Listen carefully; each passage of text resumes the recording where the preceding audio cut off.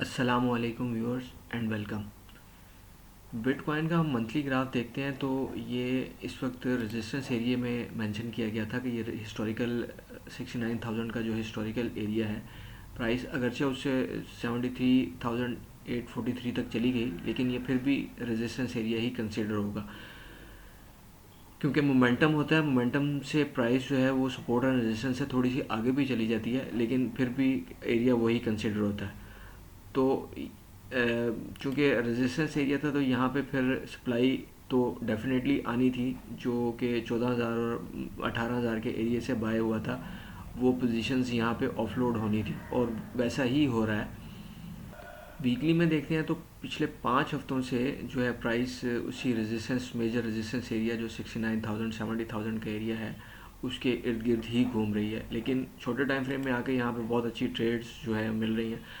अच्छा, अब डेली पे देखें तो उम्मीद यही की जा सकती है कि अब प्राइस इस ट्रेडिंग रेंज के अंदर रहेगी। ये जो 59,000 यानी 60 या 60,000 राउंड फिगर में कर लें, 60,000 का लो और 74,000 का जो हाई है, उम्मीद यही की जा सकती है कि कमिंग डेज में प्राइस इसी रेंज के अंदर रहेगी। और ये जो एरेटिक मूवमेंट थी जनवरी से, जब 38,000 से लेके 73,000 तक प्राइस गई विद इन 2 मंथ्स, इस तरह की अब एरेटिक मूवमेंट नियर फ्यूचर में देखने में नहीं आएगी।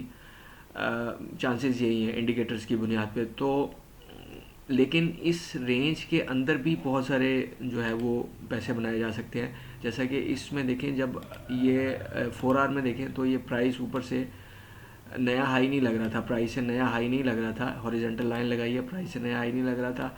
तो ये नीचे फिर दो लाइंस को मिला के बना तो ये एक ट्रायंगल बन गई।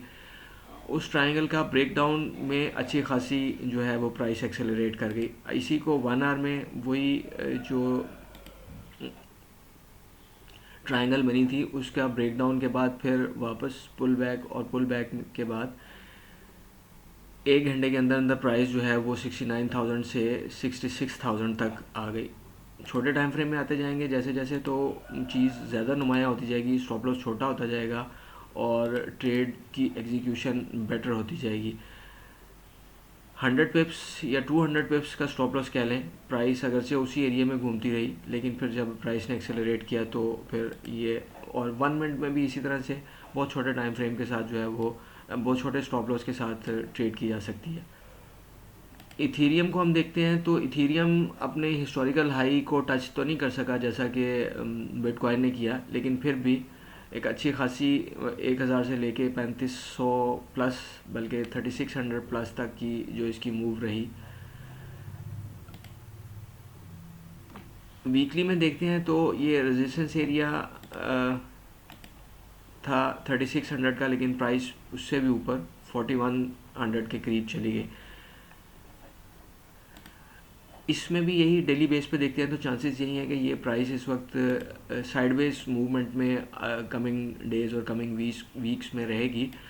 और फिर जो है अगर मेजर एरिया ये सपोर्ट जो है 2,600 की सपोर्ट एरिया में आता है तो फिर वहाँ से कुछ जो है वो मोमेंटम गेन हो सकता है, लेकिन चांसेस यही है कि अभी फ़िलहाल मूवमेंट जो है ना वो स्लो रहेगी। अच्छा, 4 आवर्स में देखें तो 4 आवर्स में जब प्राइस से नया हाई नहीं लग रहा था, प्राइस टॉप को शॉर्ट कर रही थी, हॉरिजॉन्टल लाइन लगाते हैं।